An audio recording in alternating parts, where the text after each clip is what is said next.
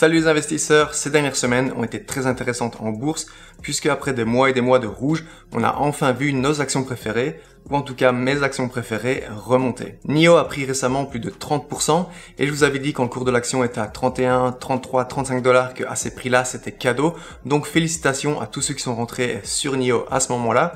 AMC a subi un short squeeze, on a vu l'action passer de 10 dollars à 72 dollars en seulement 3 semaines et mon penny stock préféré, Senseonics, a pris plus de 40% cette semaine suite à la publication des résultats d'un de leurs produits phares. Pour ceux qui ne sont pas familiers avec Senseonics, pas d'inquiétude, je vous explique tout dans cette vidéo. Mais avant de commencer, je vais vous demander de mettre un gros pouce bleu, ça aide vraiment la chaîne à se développer. Et si vous avez vu, on atteint bientôt les 10 000 abonnés, donc si vous n'êtes pas encore abonné, abonnez-vous en cliquant sur le bouton juste ici en dessous. On va faire quelque chose pour fêter les 10 000 abonnés tous ensemble. AMC, Senseonics et NIO, c'est parti.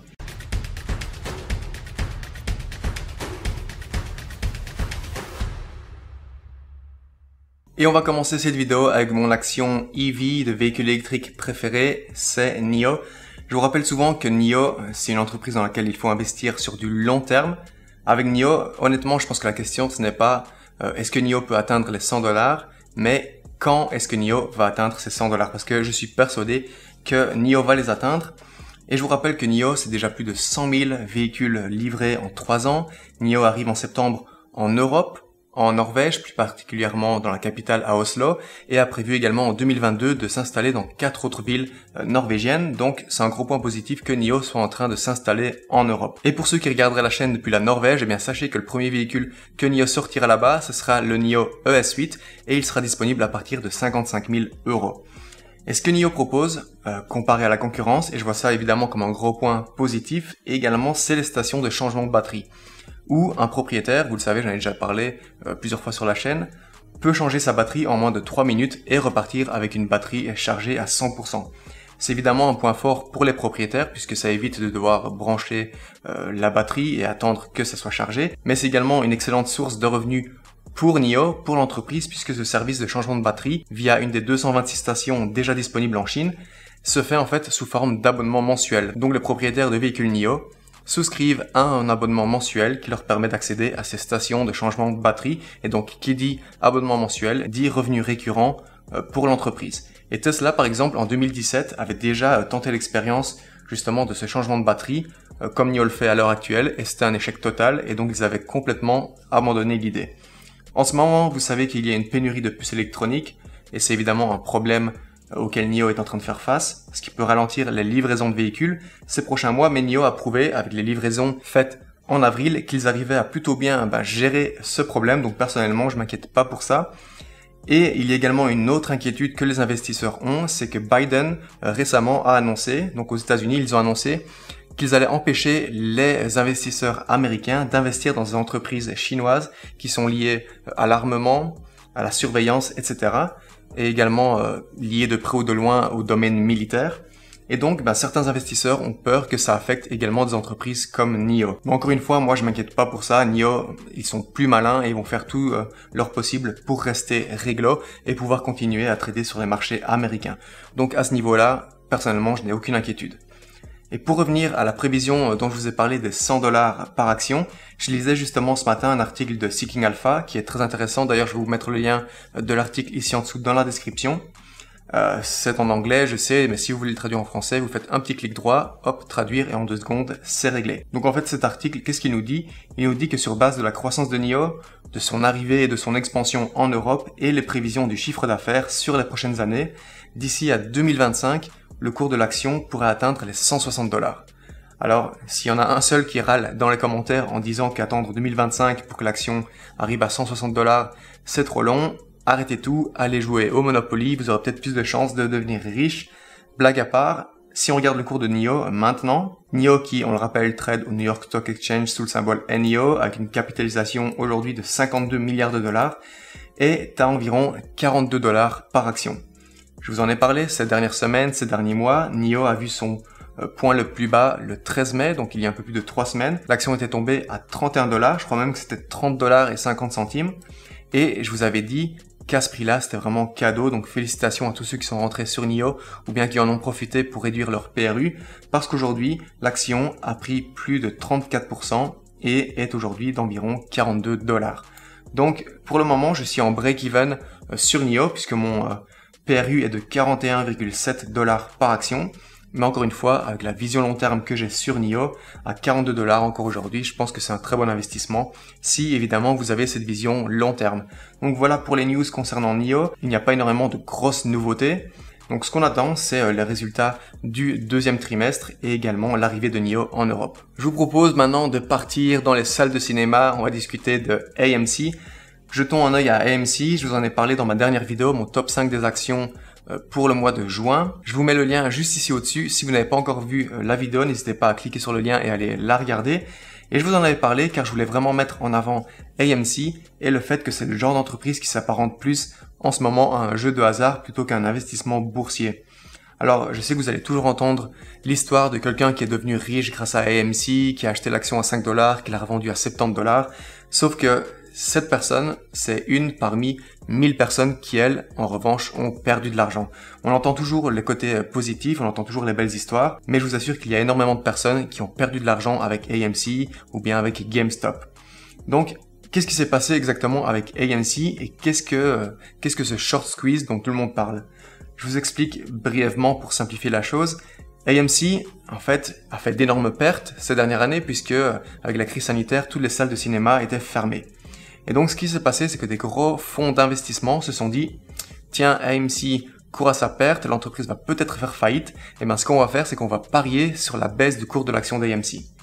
Donc, ils ont shorté l'action, c'est-à-dire qu'ils ont parié sur la baisse du cours de l'action, ce qui veut dire, en d'autres termes, que plus le cours de l'action d'AMC baisse, plus ces fonds d'investissement gagnent de l'argent. Et de l'autre côté, ce qui s'est passé, c'est que sur un forum en ligne, Reddit, il y a un groupe d'investisseurs, la communauté Wall Street Bet, qui s'est dit, tiens, on va pas laisser ces fonds d'investissement faire ça avec AMC ou bien GameStop.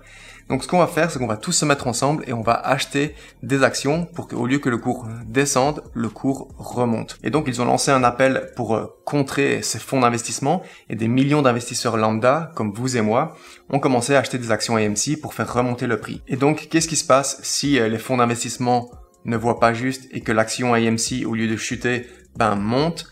Eh bien tout simplement, ils doivent couvrir en achetant des actions AMC au prix du marché. Et quand vous avez des fonds d'investissement qui achètent des millions et des millions d'actions, plus des investisseurs qui achètent également des actions, et que de l'autre côté, personne ne vend, eh bien ça a fait passer l'action AMC de 5 $ il y a quelques mois à 72 $ cette semaine. Donc l'action a tout simplement décollé, et je vous propose justement de maintenant regarder le cours de l'action AMC. AMC qui cote au New York Stock Exchange sous le symbole AMC et qui a une capitalisation de 23 milliards de dollars. L'entreprise, si on regarde sur ces 6 derniers mois, cotait à seulement 2 $ fin décembre, début janvier. Ensuite, on a vu un mini short squeeze se passer fin janvier, début février, où le cours de l'action est monté jusqu'à 20 $. Et ensuite, correction. Et pendant plus ou moins 3 à 4 mois, l'action tradait entre 5 et 10 $. Et ce qui s'est passé, si on regarde ici sur la courbe à 1 mois, on peut voir que début mai, l'action était encore aux alentours des 9-10 $ et que tout doucement, le cours de l'action a commencé à grimper. Et c'est vraiment ces 5 derniers jours où on a vu le cours décoller et atteindre son point le plus haut sur ces 52 dernières semaines à 72,62 $ par action. Après, évidemment, s'en est suivi une grosse correction. On peut très bien imaginer qu'énormément de personnes ont vendu pour prendre leur profit. Et malheureusement, certaines personnes sont aussi rentrées à 60-70 $ et aujourd'hui sont malheureusement dans le rouge. Donc entre son point le plus haut à 72 $ et aujourd'hui, on est déjà sur une baisse de près de 30% du cours d'AMC. Donc voilà, je voulais vraiment vous parler de AMC. Je vous l'avais dit dans ma dernière vidéo, surveillez bien cette entreprise, cette action en juin parce que c'est vraiment un bon cas de figure à étudier sur ce qu'il ne faut absolument pas faire quand vous investissez en bourse. Et on va passer maintenant à mon penny stock préféré, j'ai nommé Senseonics.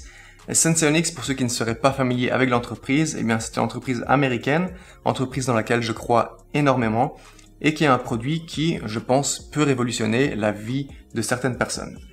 L'entreprise, en fait, ce qu'elle propose, c'est un mini-capteur qui se place sous la peau et qui permet aux patients atteints de diabète de surveiller leur taux de glucose directement sur leur téléphone portable. Donc, plus besoin de se piquer le doigt plusieurs fois par jour. Et le gros avantage que Senseonics a comparé à la concurrence, c'est que ce capteur, qui se place sous la peau, ne doit se changer qu'une fois tous les 90 jours pour les États-Unis et une fois tous les 180 jours en Europe. Et si on regarde la compétition, la concurrence, Le plus gros concurrent de Sensonix, c'est Dexcom, dont l'action vaut aujourd'hui plus de 380 $ et dont le capteur doit se changer tous les 14 jours. Donc entre 14 jours, 90 jours, 180 jours, on voit ici une grosse différence. Donc je vois ici un énorme avantage concurrentiel. Et Sensonix a, je pense, un produit qui aiderait beaucoup mieux les patients, les personnes atteintes de diabète. Et la grosse nouvelle que tout le monde attend en ce moment, c'est l'approbation du capteur justement de 180 jours par la FDA pour que ce capteur puisse se vendre sur le marché américain qui malheureusement est un énorme marché en ce qui concerne le diabète. Et je pense que ça devrait arriver cet été. Et quand ça arrivera, on verra probablement le prix de l'action grimper en flèche. Mais du coup, comment ça se fait que Sensonix a pris plus de 40% cette semaine si l'approbation de la FDA n'est pas encore tombée? Eh bien, la raison, c'est que Sensonix a sorti le rapport d'une étude visant ce capteur de 180 jours et les résultats de ce rapport sont très positifs. Le capteur détecte l'hypoglycémie avec une précision de plus de 93% et parmi les 183 participants à l'étude, tous les capteurs ont pu être retirés de la peau, de sous la peau, sans aucun problème et seulement 1% des patients ont eu une légère infection à l'endroit de l'implant sans aucune conséquence par après. Et mon avis, c'est que cette étude a renforcé le sentiment auprès des investisseurs que l'approbation par la FDA se rapproche de plus en plus et devrait justement être approuvée, qu'il devrait y avoir aucun souci là-dessus. Donc quand ça sera approuvé pour le marché américain, je pense qu'on verra les ventes de ce capteur décoller et évidemment le chiffre d'affaires de Sensonix décoller, ce qui va entraîner également une augmentation du cours de l'action. Je suis vraiment très confiant à propos de Sensonix, je suis vraiment très confiant à propos de leurs produits et je pense que sur du long terme, c'est une excellente entreprise aujourd'hui à un prix en dessous de 3 $. Je vous propose d'ailleurs de regarder le cours de l'action maintenant. Si on regarde ces 6 derniers mois, on peut voir que Sensonix, c'était un mini penny stock qui tradait à environ 40 centimes fin décembre 2020. Ensuite, le cours de l'action a commencé à grimper en janvier pour atteindre son point le plus haut, c'était à la mi-février à 5,50 $ par action. Et ensuite, vous savez ce qui s'est passé avec la correction des penny stocks, des valeurs technologiques, etc. On a vu un déclin dans le cours de l'action de Sensonix et le cours de l'action a stagné pendant pas mal de temps, pendant 2-3 mois, aux alentours des 2 $. Donc, ça a tradé aux alentours des 2 $ jusqu'à cette semaine, puisque vendredi, hier, juste après l'annonce justement de cette étude, le cours de l'action a pris 40% en pré-market et s'est stabilisé pendant les heures d'ouverture de la bourse. C'est monté jusqu'à 3,20 $ à un moment donné et maintenant ça se stabilise entre 2,90 $ et 3 $. Donc même aujourd'hui à ce prix-là, je pense que c'est un prix intéressant.